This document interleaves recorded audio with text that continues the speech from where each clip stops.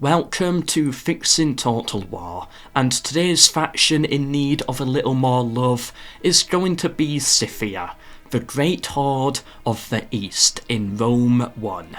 This series looks at forgotten side factions and tries to bring them up to date, making them more historical but improving their gameplay at the same time, whilst keeping within the engine limitations. Scythia, historically, by this point, should be nowhere near as large as they are portrayed. Their empire was more like this. The territory in-game more reflects the Sarmatians. First of all, I think it's important here to not see Scythia as just a one cultured faction, but instead try and look more at what they were meant to be.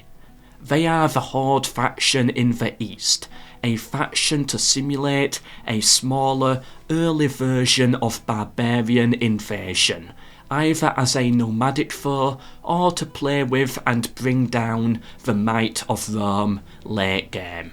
It's a unique faction with its own playstyle, and overall, as much as I hate battling against the cavalry archer spam, I am happy they are here. For this reason, I think their name is okay, and does not need to be changed. It may not be historical, but that being said, I don't think there is a name for what the developers were trying to create. So, this is my fix, and would possibly be the most engine breaking of all so far. What if every time you captured a settlement, there was an option to gain troops as part of your army? So, you can occupy, enslave and exterminate, but a fourth option called take on troops.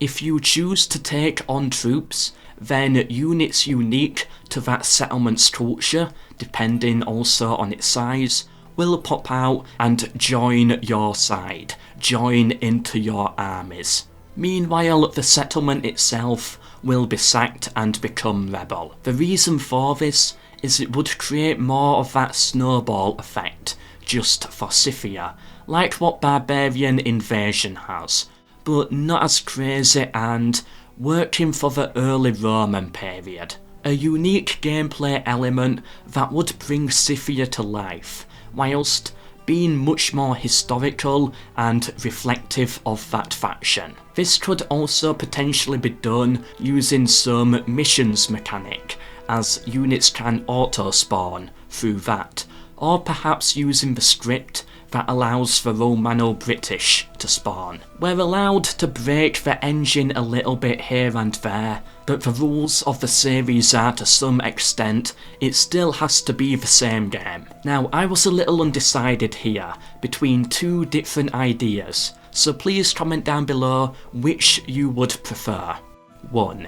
I think the faction could really gain from the new diplomacy options. Perhaps have it so Scythia is able to strike more fear into some factions, meaning the AI will be more likely to give Scythia gold in exchange for a truce. Gold and fear was a big part of the Horde strategy, and I think that would work well here. But of course it is inspired more from the Barbarian Invasion time period, with the Huns and the Eastern Roman Empire. Or option 2, it becomes a This is Total War campaign. They already have a powerful new mechanic, which gives them free troops, so maybe start them at war with everyone, and unable to make peace.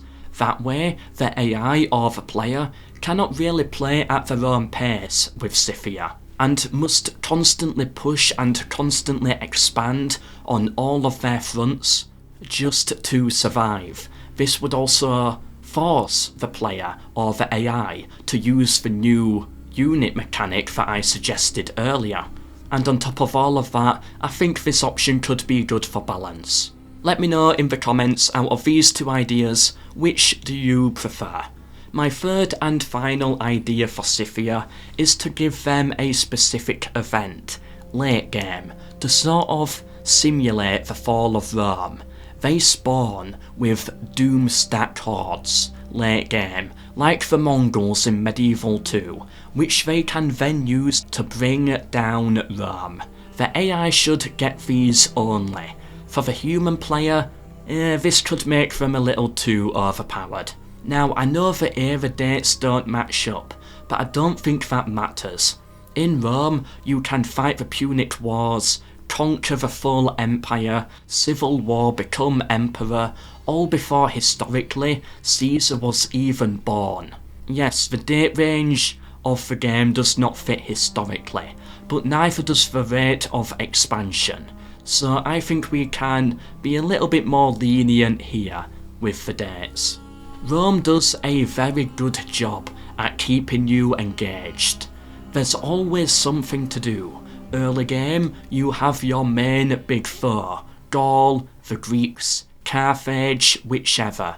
Then, the Civil War late game as something to strive towards, to look forwards to. But anyway, I think this horde spawning mechanic could further add to that, expanding out the gameplay range and making the late game much more interesting. Sort of like as a final boss for your Roman campaign.